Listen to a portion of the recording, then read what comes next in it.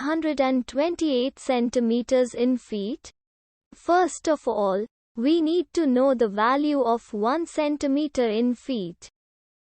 It's always 1 centimeter equals 0.03280839895 feet. Now we have to multiply 0.03280839895 by 328. Therefore, 328 centimeters times 0.03280839895 feet equals 10.7611548556 feet.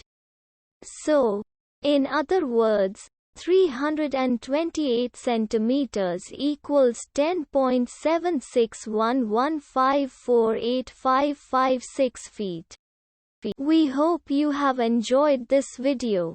Please like and subscribe to our channel for more videos like this.